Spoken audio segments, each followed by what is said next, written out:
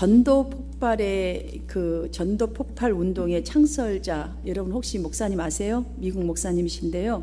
제임스 케네디 목사님이라는 분이 계셔요. 이분은 미국뿐만이 아니라 아주 한국에도 많이 알려져서 우리 한국에서 전도 폭발 운동이 바로 이분의 그 책을 비롯하고 이분에게서 많이 전수를 받아서 이렇게 전도 폭발 운동을 한참 지금도 하고 있고 예전부터 시작을 했어요.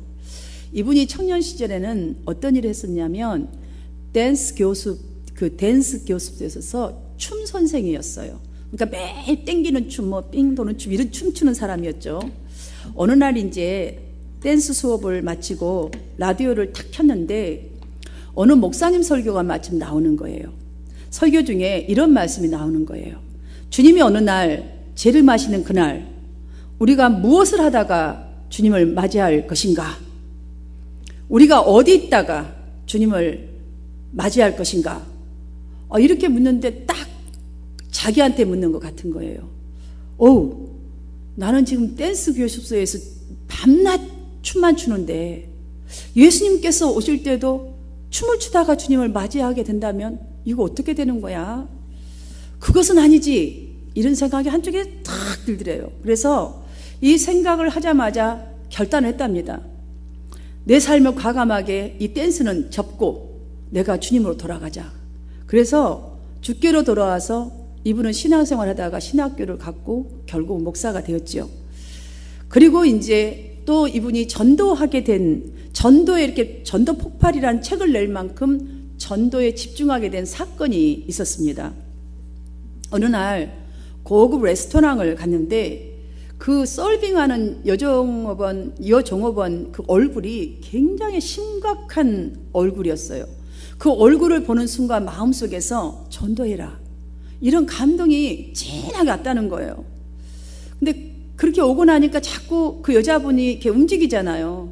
이렇게 홀에서 일을 하니까 왔다 갔다 하는 모습을 볼 때마다 전도해 이런 마음이 계속 감동을 주셨는데 그때마다 어떻게 했냐면 이런 고급 레스토랑에서 무슨 전도를 다 하고 그래, 이렇게 하고 무시해버린 거예요. 그래서 순종하지 않았답니다.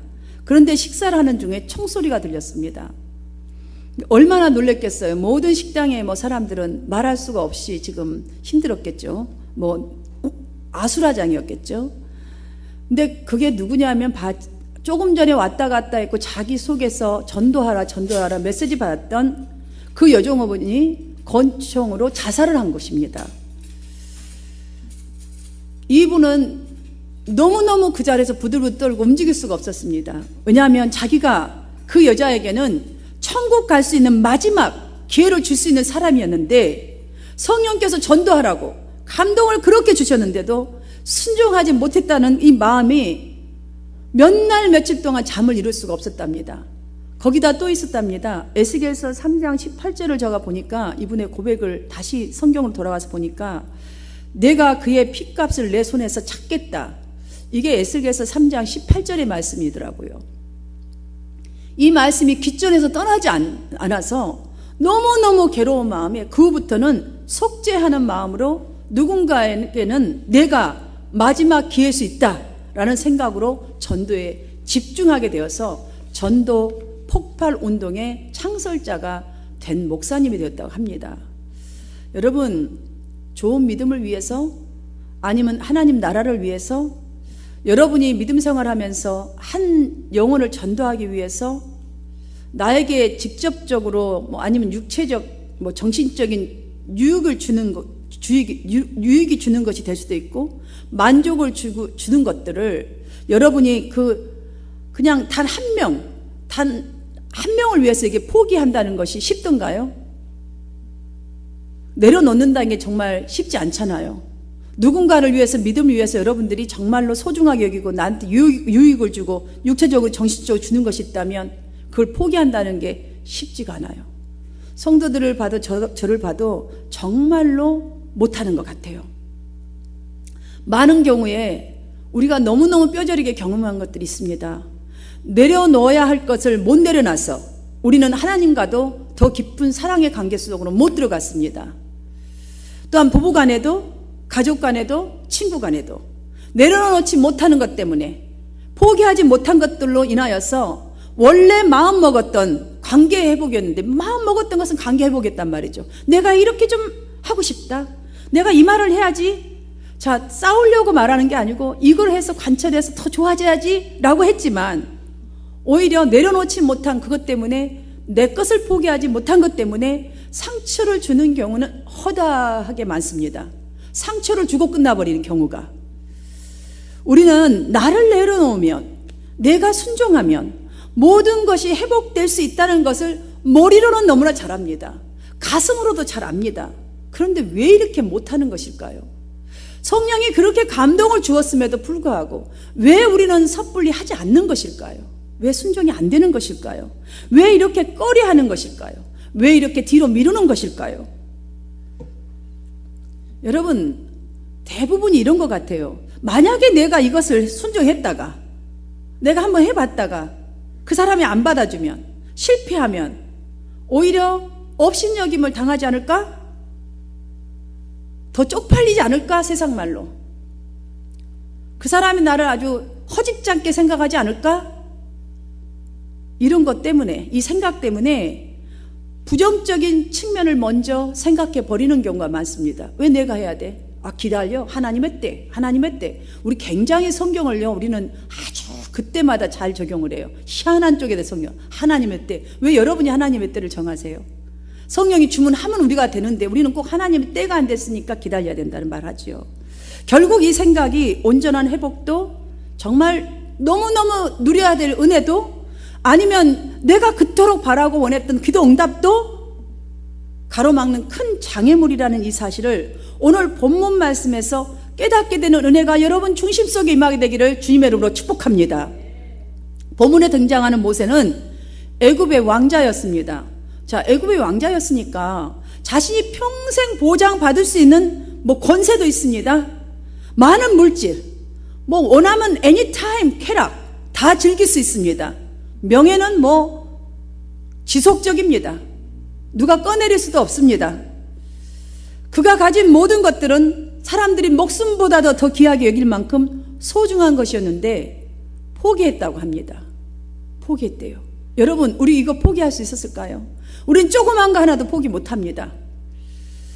그것도 하나님의 백성들과 함께 고난을 받는 길을 더 좋아해서 믿음으로 포기할 수 있었다라고 합니다.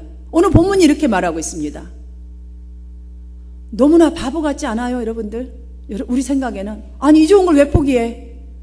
다 누리고 하고 다 해도 되겠구만. 누가 뭐라는 사람도 없겠구만. 왜 포기하지? 그것도 백성들과 함께 고난받기를 즐거워해서 그냥 믿음으로 포기했대요. 사랑하는 여러분, 고난받기를 더 좋아했다라는 말의 의미를 우리는 좀 더 깊이 들여다보아야 합니다. 같이 학대당한다. 누군가를 위해서 낯을 포기하고 같이 학대를 당한다. 함께 어려움을 견디기 위하여서 겪는다 라는 이 의미로 세상 즐거움을 거절했다라는 말입니다. 그 사람과 함께 해줘서, 좀 그 사람을 살려주기 위해서, 같이 겪어주기 위해서 나는 그것을, 이 세상의 모든 즐거움을, 명예를, 내가 가지고 있는 것을 그래서 포기했노라고. 근데 그걸 포기할 수 있었던 것이 믿음으로 라고 했습니다. 여러분, 믿음이 얼마나 대단한 역할을 하고 있는지, 우리의 마음을 이끌어버리는지 알 수 없는 대답을 여기서 해주고 있다는 사실이죠. 우리에게도 모세와 동일한 믿음은 있습니다. 여러분, 모세가 대단한 믿음, 특별한 믿음을 가졌다는 말이 적어져 있지 않습니다. 저와 여러분에게도 구원받았으니 하나님을 믿는 믿음이 있기 때문에 이 자리에 나와 있습니다. 동일한 믿음 우리에게도 있습니다. 그런데 왜 우리는 이 세상의 즐거움, 내가 갖고 있는 이거를 그렇듯 놓기가 쉽지 않을까요? 그것은 저는 이렇게 봅니다. 영원한 세상에 대한 명백한 소망이 없이 믿는 것이 그냥 믿음이라고 생각하고 신앙생활하기 때문이에요. 믿으면 천국 간대. 이 정도 가지고 아니에요. 믿음은 지금 이 정도가 아니에요, 여러분들. 그래서 믿음을 강조하는 거예요, 성경에서는. 엄청나게. 믿음은 바라는 것들, 실상에 보지 못하는 것들 증거라. 행함이 없는 믿음은 죽은 믿음이라고까지도 말씀하고 있지 않습니까? 그러하게 자신이 생각하는 대로 우리는 믿어버리는 거예요. 이 정도 믿음밖에 안 되니까. 그래서 그런 경향이 많고, 그래서 믿음을 허집지 않게 생각하는 거예요. 하찮게. 그래서 아무 때라도 믿음은 내동댕이 치는 거예요. 아무 때라도. 내 기분 나빠보면 교회 안 가요. 하나님 없어요. 기도 안 해요. 사랑 안 해요. 순종? 택도 없는 소리. 얼마나 믿음이 이게 지금 말할 수 없는지만, 뒹굴뒹굴 굴러가는 낙엽도 이뻐가고 사람들 주워서 책꽂이다 놓습니다. 근데 이 믿음은 너무너무 하찮게 여깁니다. 그냥 믿는 신앙생활의 믿음은 여러분 알아야 합니다. 지금 그렇게 믿는다면 미래를 도둑 맞고 있는 거예요. 여러분의 응답을 지금 도둑질 맞고 있는 거예요. 지금 누가 도둑을 지금 다 해갖고 왔는데 모르고 잠겨있는 것만 알고 지금 그 속에 있으려니 라고 생각하고 있는 거예요. 여러분, 믿음은 단순한 느낌이 아니에요. 여러분이 무엇인가를 믿는 그 이상, 믿는 것 그 이상의 것을 의미하는 거예요. 여러분이 상상할 수 없는 것이 바로 믿음입니다. 모세가 세상 고난을 받는 것을 선택했다는 것은 세상의 물줄기를 거슬러 올라가겠다는 의미예요. 지금 세상의 물줄기를 거슬러 올라가요. 마치 연어가 그 알을 낳기 위해서 바다에서 수천 마일을 거슬러 올라갈 때요, 제가 예전에 한번 텔레비에서 봤어요. 막 있는데 다 찢기고 죽는 것도 많아요. 올라가다가 막 찢기고 바위에 찢기고. 거슬러 올라가는 게 쉽습니까? 같이 겪는다는 게 쉬운 건 아니에요. 그런데 더 큰 것을 향하여 지금 연어는 자기 생명을 바치고 올라가는 거예요. 생명을 바치고. 여러분, 한 알만 낳습니까? 가면 수도 없는 수백 수천을 낳습니다. 그러면 이 생명은 하나로 끝나는 것이 아닙니다. 사랑하는 성도 여러분, 우리가 이 세상을 거슬러 올라가는 그 고난을 가져봐야지, 우리가 올라가 봐야지, 선택해 봐야지 하나님의 의가 무엇인지를 내가 경험하고 깨닫게 돼요. 그래야 믿음이 무엇인지를 알게 되고 믿음의 능력과 위력이 무엇인지를 알게 돼서 승리의 믿음을 체험하게 될 줄 믿습니다. 그렇지 않고서는 그냥 믿음 생활, 신앙 생활, 여러분 이 정도 가지고는 절대 역사 일어나지 않습니다. 야고보서 2장 19절을 보시면 귀신들도 믿고 떤다고 했습니다. 귀신들도 믿고 떠는데 어떻게 우리는 떨 줄도 모르냐는 거죠. 본문 1절 11장 히브리서 11장 1절을 보면요, 바울은 이렇게 믿음의 본질을 말했습니다. 우리가 볼 수 없는 두 가지의 초점을 맞추어서 설명을 해줬는데, 현재 존재하고 있지만 보이지 않는 실체에 초점을 맞추는 것이 믿음이라고 분명히 우리에게 말해줬어요. 여러분, 그렇습니다. 하나님께서 통치하시는 영계는 지속적으로 옛날부터 지금 앞으로도 진행되고 있습니다. 하나님의 역사는 지금 당신이 계획한 대로 지금 계속 진행되고 있습니다. 그런데 우리 눈에 그 실체가 보이지는 않습니다. 이 믿음이 바로 우리의 생각 이상의 것을 믿는 것이 바로 믿음이라는 것을 여기서 알 수가 있지 않겠습니까? 여러분, 볼 수 없는 것을 믿는 거예요. 여러분, 생각할 수 없는 이상의 것을 표대를 주고 믿는 것이 바로 믿음이어야 한다는 것이요. 이런 믿음을 가지시기를 축복합니다. 또 한 가지 있습니다. 그러나 바울은 바라는 것들의 실상이라고 했죠. 아직 일어나지 않는 하나님의 약속의 일들에 초점을 맞추는 것이 또한 믿음이라는 거예요. 그래서 바라는 것들의 보이지 않는 것이나 바라는 것들의 실상, 그러니까 우리가 보는 그 이상, 생각하는 그 이상의 것이 믿음이에요.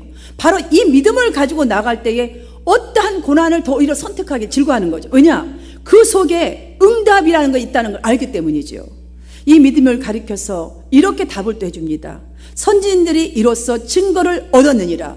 하나님의 모든 약속이 그들에게 이 믿음을 통하여 그들은 이렇게 했기 때문에 실현되었던 것을 토대로 믿음의 증거가 바로 이렇습니다 라고 선지인들을 토대로, 선지인들 우리 성경에 다 있지 않습니까? 바로 이런 것이라고 설명해 주고 있지 않습니까?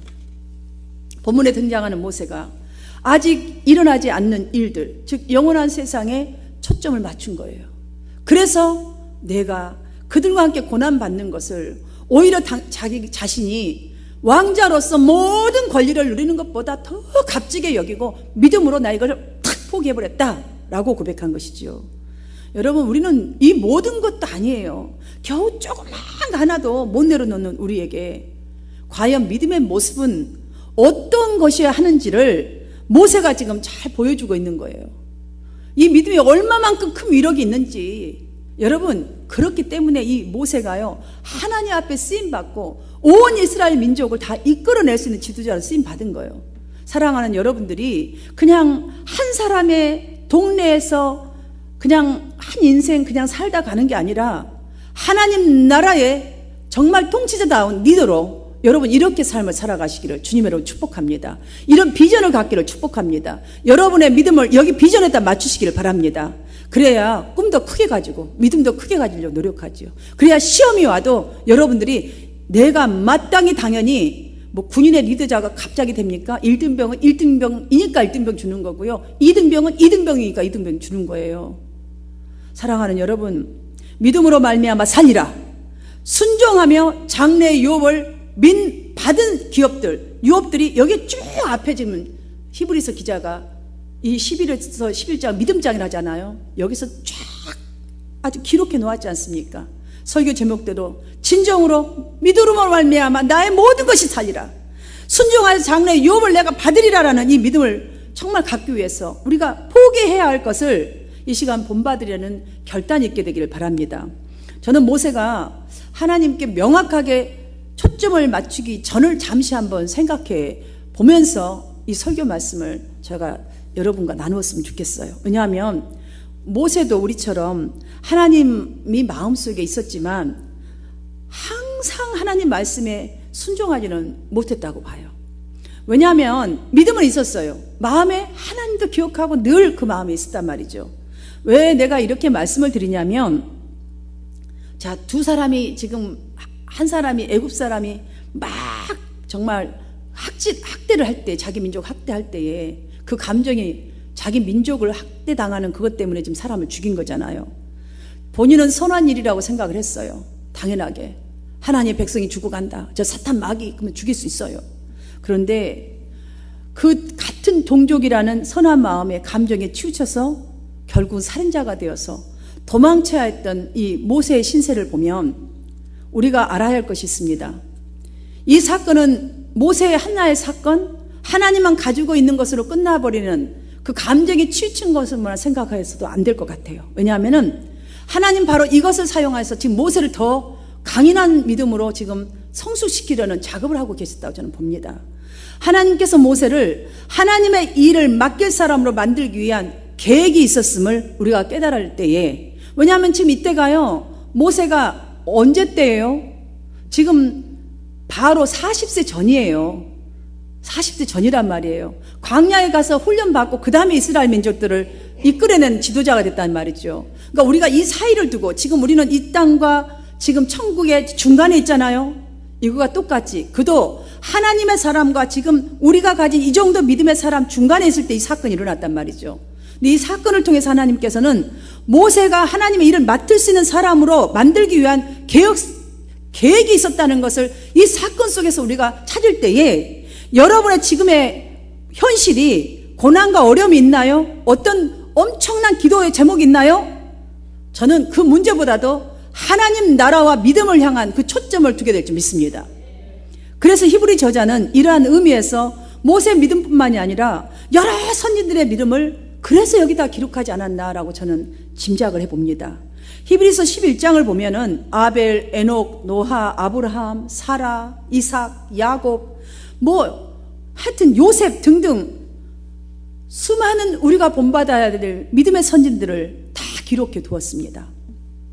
자, 우리 그 다른 믿음의 선진들 플러스 지금 여기서 소개하고 있는 이 믿음의 선진들을 한번 보십시오. 그들 모두가 하나님을 만났지만 만난 이후에 오히려 평안한 인생 쪽보다는 오히려 진짜 하나님의 초점을 만나고 난 다음에 살려고 부단히 노력할 때요, 고난 또 고난 또 고난, 정말로 말할 수 없는 고난 가운데 살았었어요. 한동안을. 이게 말이 됩니까? 이제 정말 하나님을 만나갖고 제대로 살아보려고 정말 하나님 앞에 모든 걸 꼿꼿을 맞추고 사는데 왜 이렇게 고난이 오는 거냐고요. 우리 언더스탠드 안 되잖아요. 사랑하는 여러분, 그래서 믿음은요, 바라는 것들 실상이 되는 거예요. 우리가 우리의 한계선으로 우리가 예수를 믿는다면 절대로 제대로 된 믿음 우리가 성장할 수가 없습니다. 왜냐하면 고난 또 고난이 이어졌던 그럴수록 그들은 더욱더 주님을 의지했지 않습니까? 고난이 이어갈수록 그들은요, 하나님을 딱 만나고 난 다음부터는 그때보다는 더더욱 주님을 의지했어요. 더더욱. 하나님이 이 고난을 통해 더 나를 찾으라고 그러신가 보다. 더 찾았다는 거예요. 자, 그들의 인생이 후손인 우리들에게 보여주고 말해주고자 하는 것이 무엇일까요? 그 고난, 또 당하고 또 당한 그 고난. 그 다음에 승리였지 않습니까? 결과는. 근데 결과 오기 전까지 우리에게 말해주고 싶은 것, 우리에게 보여주고 싶은 것이 무엇이 있다고 보십니까? 모세가 자신의 행복보다 하나님의 백성들과 함께 고난받는 것을 좋아했다는 것은 믿음의 우리로 하여금 세상의 영광을 단호하게, 내가 세상에 즐거워하는 것, 내가 목매달고 정말 저것이야 했던 것을 단호하게 거절할 수 만들 수 있는 그 힘이, 엄청난 이 힘이 있다는 이 사실을 우리에게 보여주고 있는 것이에요. 그래서 그들은 고난에도 더욱더 하나님을 찾고 구하는 삶, 더욱더 하나님의 말씀에 순종하는 삶을 살 수 있었던 줄 믿습니다. 그가 세상의 즐거움을 거절한 것은 바로 그것들이 자신을 타락하게 만들 수밖에 없는 것들이고 이성과 영성을 죽인다는 것을 깨달아 버린 것이에요. 그러다 보니까 이 모든 영광보다 나는 이것을 택하겠다, 본질을 택하겠다라고 한 것이죠. 여러분이 믿음으로 살아가려고 할 때도 우리에게도 경험은 있습니다. 하나님 말씀에 비추어서 정말 이건 안 되지라고 거부하고 복음 정신으로 살려고 할 때에, 내가 정말로 하나라도 내 행동을 옮겨봐야지 할 때에 여러분 경험했을 거예요. 타협하지 않는 것 때문에 담배 하나 끌어보니까 얼마나 힘이 드는지. 우리 조성혁 집사님, 제가 눈물을 흘릴 만큼 고백이 있어요. 나중에 잔증을 제가 한번 하라고 그랬어요. 정말 그걸 하면서 너무너무 고난이 있을 때에 나중에 여러분들에게 이제 제가 이걸 다 얘기하면 재미가 없으니까 그때 서프라이즈 들어보세요. 정말 저게 믿음이구나 라는 생각을 할 거예요. 정말 믿음이 많이 성장했어요. 그 힘들어서 제가 그때는요, 전화를 거의 일주일이면 3번, 4번을 통하고 야단도 정말 많이 쳤어요. 그게 믿음이냐고, 정신 차리라고. 집안에서도 제대로 못하면서 무슨 믿음인가 제가 막 이랬거든요. 여러분, 그랬을 때 이놈의 목사 한바탕 그냥 옛날 같으면 팍 끊어버리고 나 교회 안 가, 정말 이루고 싶을 때도 많을 거고, 여러분 정말 타협하지 않으려고 정말 억울해서 따지고 싶었던 적 여러분 많았을 거예요. 정말 참지 못해야 될 거 참아야 했고, 손해봐야 했고, 세상 친구들과는 사고방식도 이제 달라지게 살아야 하니까 친구로부터 여기 예수 믿더니 막 갔다, 아까 예수 믿더니 너 뭐 아까는 좋은 얘기예요. 굉장히 그거는. 근데 너 맛이 갔어. 야, 옛날에 그 모습은 다 찌질이 같다, 막 이런 이상한 말도 해주고. 정말 예수 때문에 손해보는 것은 한두 가지가 아니에요. 가정에서도 마찬가지예요. 친구의 관계도 마찬가지고. 정말 우리가 그럼에도 불구하고 믿음을 지키면, 여러분 기억하십시오. 선진들이 이로써 증거를 얻었느니라 라고 했지 않습니까? 주님께서 여러분에게 약속한 정말 하나님의 유혹과 보호의 비밀이 거기에 바로 있다는 이 사실을, 모세와 같이 철저히 죄악을 거절하는 단호함을 우리는 갖기 위해서 이 시간 배워야 할 것을 한번 살펴보기를 원합니다. 첫 번째로는 모세는 자신이 뭐 더 많은 것도 있는데요, 저는 오늘 2가지만 나눠보려고 해요. 또 다시 나중에 설교한다면 또 다른 걸로 제가 나눌 거예요. 근데 오늘은 이걸로 꼭 나누고 싶어요. 자신이 2 나라에 속해 있지만 자신의 신분을 분명히 했다는 거예요. 2 나라에 속해 있어요. 모세는. 모세가 40살 되기까지는요, 애굽의 시민권을 갖고 있었어요. 자기는 애굽의 왕자로 생각하고 살았을 거예요. 그런데 그 순간순간 모세가 정말 어머니 요게벳으로부터 알게 된 히브리인, 자, 그것은 즉 무엇이냐면 민족의 정체성뿐만이 아니라 너는 하나님의 아들이라는 것을 계속 믿음을 심어준 거예요. 그러다 보니까 여기서 히브리인 하면은 여기서 말하는 것은 지금 하나님의 백성이야.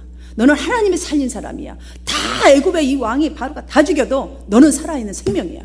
너는 하나님의 자식이야. 이게 있다는 것이죠.